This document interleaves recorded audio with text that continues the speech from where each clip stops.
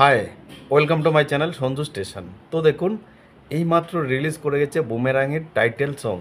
এই গানটি কেমন ছিল দেখুন। এই গানের রিভিউটা আমার কাছে একটু অন্য ধরনের হবে।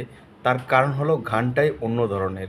আমরা সচরাচর বাংলায় যেই ধরনের গান দেখি, ধরুন একটা সেট সং, একটা ডান্স নাম্বার, আইটেম নাম্বার, বা এই ধরনের যে আমরা বিশ্লেষণগুলো পাই, রোমান্টিক ট্র্যাক, এই ধরনের যে বিশ্লেষণগুলো পাই, সেগুলো আমরা খুব সহজেই গানের একটা বিশ্লেষণ করতে পারি, বা গানকে নিয়ে একটা চর্চা বা আলোচনা করতে পারি যে এটাতে এরকম, ওটাতে এরকম, ওটা ভালো লেগেছে, ওটা খারাপ লেগেছে।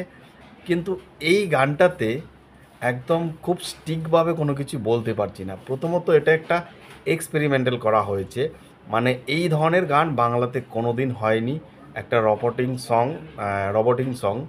এই গানটার মধ্যে অনেক কিছু ব্যাপার রয়েছে। প্রথমত বস্কো সিজার তারা এই গানটার কোরিওগ্রাফি করেছে। তো এই কোরিওগ্রাফির মধ্যে দেখবেন অনেকটা স্টাইলাইজাস ব্যাপার করা হয়েছে। বলিউডে বা হলিউডে যেই ধরনের স্টাইল করা থাকে, এই ধরনের স্টাইল কিন্তু এই গানটাতে করার চেষ্টা করা হয়েছে। এবং আপনি যদি ভালো করে লক্ষ্য করে দেখেন, জিতকে খুবই স্টাইলিশ লাগছে। জিতকে যেভাবে প্রেজেন্ট করেছে, বাংলার হিরো মনে হচ্ছে না, মনে হচ্ছে যেন হলিউড একটা ফ্লেভার পাওয়া যাচ্ছে। বলিউডের থেকেও উচ্চমানেরই লাগছে, আমি যেটা সত্যি কথাই বলছি। রুক্মিণীকে মানে ফ্যান্টাস্টিং লাগছে।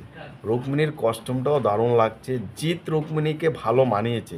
আমার মনে হয় জিৎ এবং রুক্মিণী জুটি যদি কোনো একটা মোটামুটি রোমান্টিক বা একটা আইটেম নাম্বার, একটু অন্য ধরনের, যেরকম আমরা চীনাচরিত গান দেখি, সেই ধরনের গানের মধ্যে তারা রোমান্স করে ফাটিয়ে দেবে। দুজনের হাইট এবং দুজনের ফিটনেস, দুজনের এক্সপ্রেশন দারুণ লাগছে। এবার কথা হচ্ছে গান লিরিক্সে কীরকম, গানের মিউজিকে কীরকম। নীলায়ন চ্যাটার্জি মিউজিক দিয়েছেন।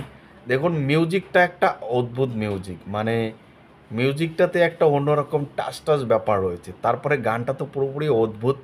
ভাই, গানের লিরিক্স আমি 3-4বার শুনছি গানটা, তারপরেও পুরোপুরি লিরিক্সটাই আমি এখনও বুঝতে পারছি না, মুখস্থ হচ্ছে না, ওই ধরনের একটা ব্যাপার রয়েছে। বললামই এটা এক্সপেরিমেন্টাল সং, খুবই এটাতে এক্সপেরিমেন্ট করা হয়েছে, নতুনত্ব বা একটা ট্রাই করেছে। এটা দর্শকের কাছে কতটা গ্রহণযোগ্য হবে, এটা নিয়েও কিন্তু একটা ব্যাপার রয়েছে।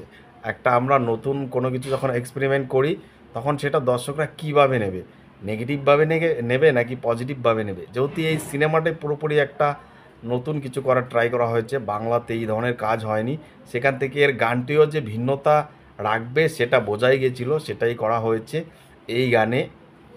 গানের লিরিক্সগুলো বললামই তো, ওই ধরনের ব্যাপার যে কিছু বুঝছি, যে বলছে যে ভুলের উপর ভুলের পাহাড়, তারপর কখনো বলছে যে কে লাভার কে বন্ধু, ঠিক সে কনফিউজ রয়েছে। তারপর আবার বলছে যে বুমেরাং হয়ে ফিরে আসবে। তো গানটার মধ্যে কনফিউশন রয়েছে।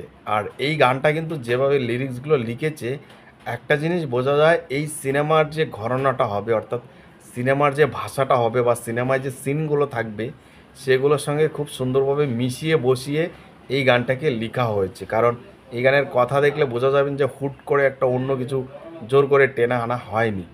এবার গানটা শুনতে ভালো লাগছে নাকি খারাপ লাগছে, দেখুন, শুনতে কোনো কোনো জায়গায় কিন্তু ভালোই লাগছে। সত্যি বলতে কোনো কোনো জায়গায় ভালো লাগছে, আবার কোনো কোনো জায়গায় খারাপ লাগছে না, কিন্তু মনে হচ্ছে যে এটা অদ্ভুত।